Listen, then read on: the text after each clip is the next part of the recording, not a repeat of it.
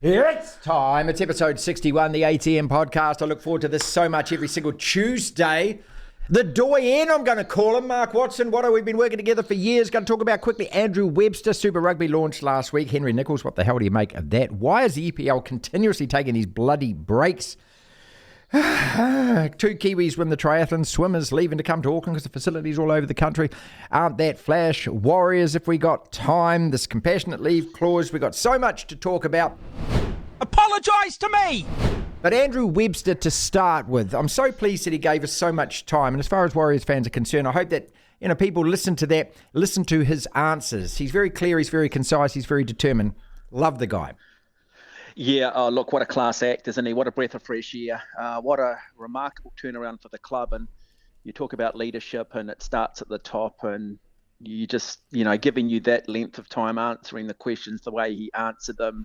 You compare it to, say, rugby, where it's just so hard to try and get players on, trying to get any sort of coaches on. There's always this air of suspicion when you're trying to deal with rugby. With rugby league, it's like, let's front up, let's endear ourselves to the media, let's answer the questions. You can't get away with too much these days, and and it's hard.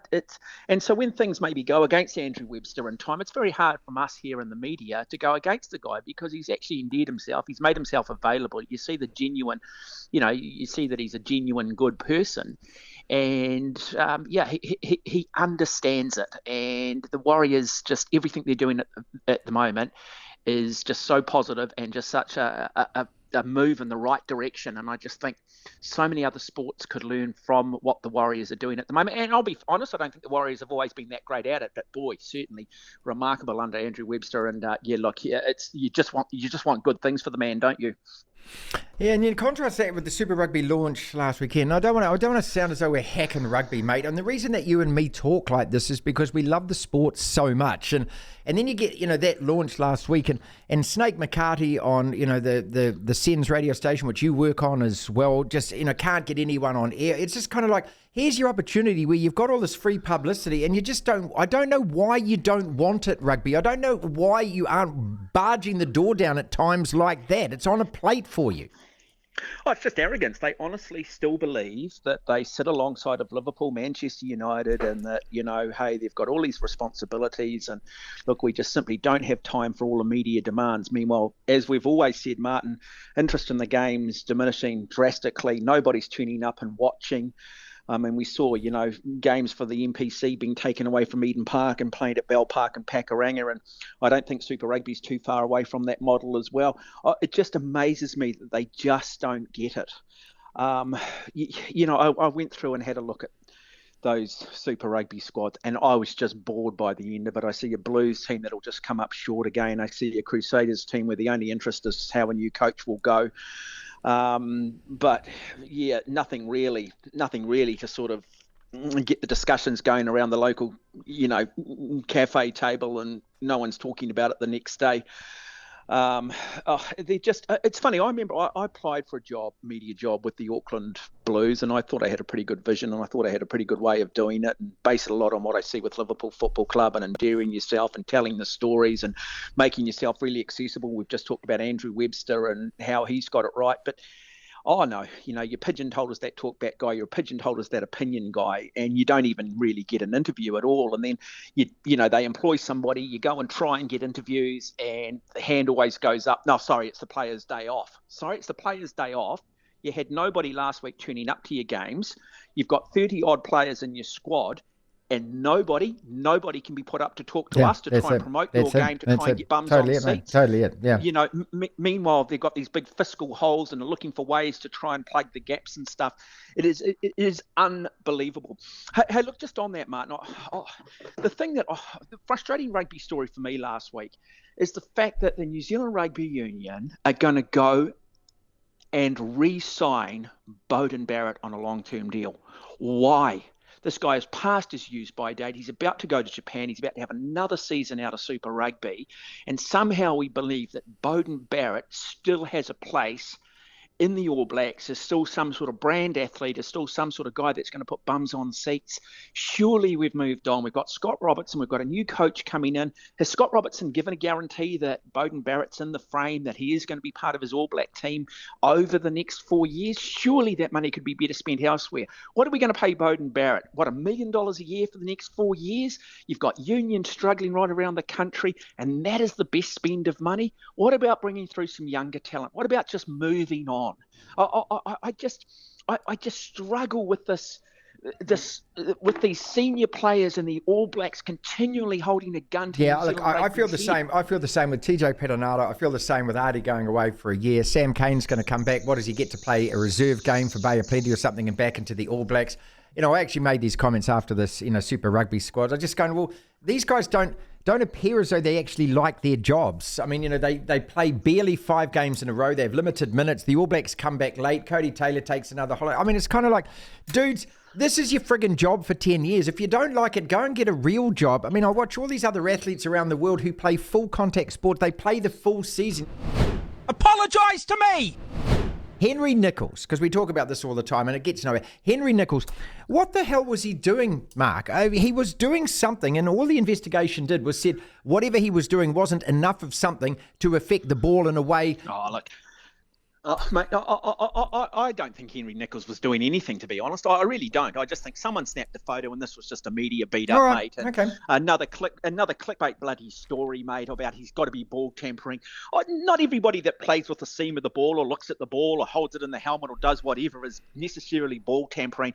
And this is just this typical sort of tabloid media that someone's out there and trying to turn something into a bit of a scandal. And you damage the guy's reputation in the process of doing it. I mean, did someone go out with the next over and take 6 wickets off 6 balls? Probably not. So it's a nothing story for me. It's just one of these another little clickbait, try and find some big controversy. And it got picked up, man. It was all across ESPN, Crick Info. It was all across the main media. The guy's probably sitting there going, well, I was just subconsciously holding my helmet and had the ball in one hand, and actually, I don't actually know what I was doing. I was just sort of drifting off and never landing. Well, okay, that's the only thing I want to hear then. I just would like to hear that from him, and the way that New Zealand cricket shut it down, because, whatever he was doing, just a quick explanation from him, and if he was doing that and he says that, hey, look, there's nothing going on, well, that would be fine. But because they don't do that, because then they shut the door and say, that's all you need to know and you won't know anything else, well, then people keep talking about it. You know how this works. Why the hell in the Premier League are we starting VARing in these stupid international breaks? I was talking about this yesterday, mate, that, the Premier League isn't about England and Europe anymore. This is a global competition. The audience is actually in the billion plus outside of the UK and Europe, and yet they stuff it up for all of the rest of us because we're meant to sit and wait and have another stupid break while they play their international matches. Oh, look, I'm in agreement with you. This is the agreement that FIFA have reached with UEFA and with the English Premier League and these clubs about having these international windows and trying to qualify for Europe and all the rest of it. No, they had other competitions, and Mark, they had the stupid bloody Nations Cup, mate. I mean, this is the whole point. They have created extra competitions, which creates extra internationals. That's my frustration. Yeah, no, I agree with you completely, Martin. And I just want to watch my Liverpool team, okay?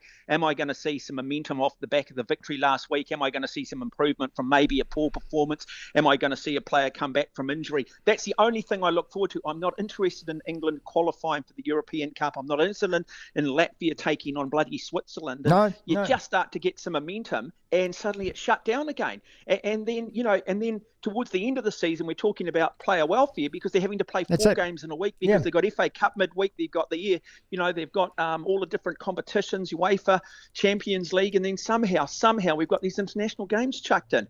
Look, it's the one thing the English Premier League don't do well, but are they at the mercy of FIFA here? Probably. Apologise to me! I talked to Andrew Webster about this as well quickly, about the Warriors and saying no to the compassionate leave clause. Now, okay, I don't want to sound like an insensitive sod here because I'm not. And genuinely, when you have a absolutely valid reason for wanting to leave New Zealand and go back to Australia, I respect that. But what we saw over the last couple of weeks with Adam Whanua Blake changing the mind on a Wednesday. He had to leave on a Thursday. He didn't. I'm not casting aspersions, but what I'm just saying is the Warriors have got to get somehow away from this. If people sign and commit to the club, then they've got to be held to that commitment. It just seems these days, Mark, we saw it with Lodge and we saw it with Walsh, and it's almost like these guys are throwing it back in our face and laughing now, because was it really compassionate grounds, or could they just not be asked coming to New Zealand and playing? I'm not saying that about Adam Whanua-Blake. Whatever reasons he's got, they might be absolutely valid reasons, and I respect that. But what I'm saying is the club has somehow got to rewrite these deals and say, if you sign, then the adult thing to do is you commit to doing it, just like Webster signed for 5 years. It's a real frustration, and I don't know what the answer is. Well, look, the suspicious side of me is that, you have a hell of a season with the Warriors, don't you? You go to the playoffs and suddenly your market value increases dramatically, and maybe a club in the background's waving the big check and you're thinking, well, how do I get out of my existing contract? Now, I'm not saying that is the case with Adam Whanua-Blake, but that's the sort of stuff. But we've got to discuss this. I'm sick and tired of player power. I'm just sick and tired of the trade unions in the background pushing their case, telling us how hard it is to be a professional sportsman, and, you don't get it. They've got to play away from their families while they're earning $700,000 a year, playing 80 minutes a week, half the time, only completing 50% of the tackles that they're actually asked to make. Meanwhile, you've got a guy working 80 hours a week in a toothbrush factory in South Auckland just trying to earn enough money to get a damn ticket to go along. And we've got to stop it. You sign a contract, that is the commitment, okay? That is the commitment, and you should see it all the way through. I keep saying this, professionalism is a state of mind. And if the Warriors is an organisation, and we've just said how wonderful they've been in the last 18 months, this is where, again, they've got to put a stake in the ground. You've got to say, hey, this is what we stand for. This is what this club, this is what it's all about. This is about the fans. And that's what, that's where our sport in this country could learn a lot from, again, the English Premier League, in terms of the way everything is about the fans. It's only about the fans, The problem now in New Zealand, for rugby league, it's all about the player. I mean, look at rugby. Let's go back to that again, Martin. The only people that are benefiting in this absolute hellhole of a game that has just lost its credibility, people have lost interest, and the only people that seem to be benefiting out of it are the damn players. The fans certainly aren't. And I'm like you, that, every time I hear, compassionate grounds, no.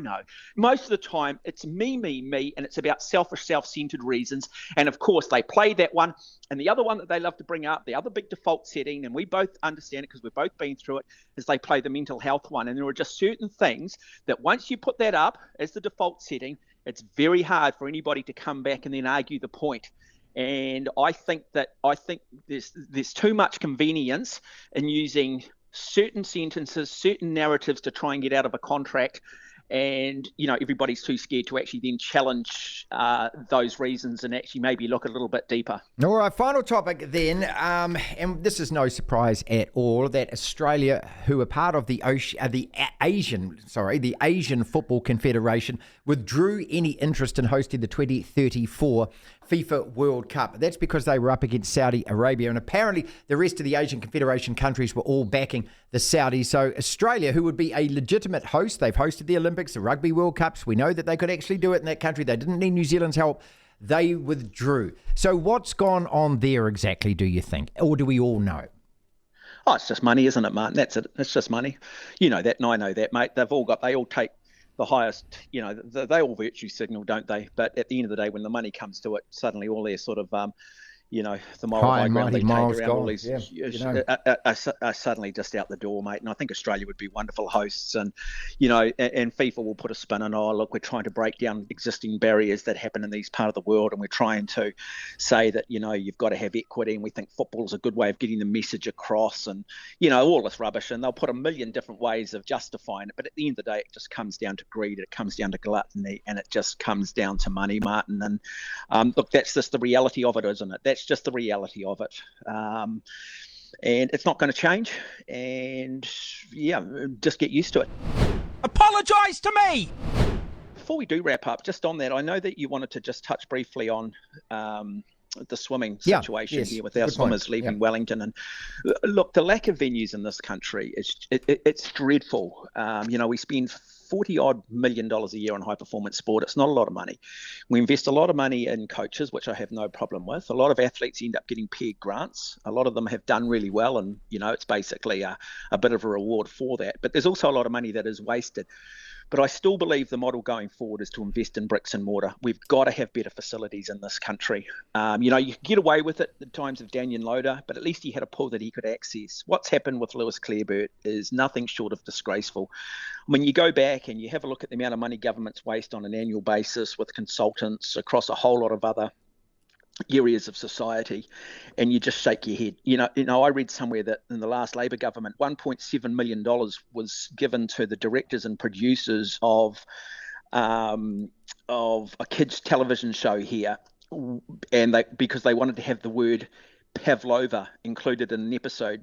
It was Power Rangers because it was going up through the United States. I mean, that's the sort of rubbish we're spending and wasting money on. Look, sport like nothing else in this country provides a sense of nationalism. It brings us together. And I think more money does need to be spent on bricks and mortar. And, the Lewis Clareburt situation is just nothing short of absolutely an utter. It's a disgrace. That's what it is, Martin. But see, I look at, say, a sport like triathlon at the moment and getting $1.23 million a year in funding. The reality is you've got Hayden Wild. And Hayden Wild's the reason that sort of money's going to triathlon. Everybody else below Hayden Wild's complete and utter crap, not deserving of going to the Olympic Games, but all this money still gets continued to be pumped into the sport. And I think we've got to be smarter and do greater due diligence on where the money is going with the limited resource that we do have. You go to Australia, you have a look at the success of the swimming in Australia. You go to the Gold Coast, I've trained over there, every 10 kilometres, there's 2 50-metre outdoor pools, $3 to get in, a conducive environment. And what do? We've got our top swimmer, World Championship bronze medalist, 2-time Commonwealth Games gold medalist. He can't even get lane access in a pool in Wellington. And of course, he's not allowed to video because he might be videoing and doing something that might be a little bit considered to be dodgy. No, he's not. He's just videoing his technique and his stroke so he can make the appropriate adjustments. And why these morons can't clearly see the difference between an elite athlete videoing himself and some dodgy dude in the corner videoing at a swimming pool is beyond comprehension. Devlin. Have you seen my wiener? The platform.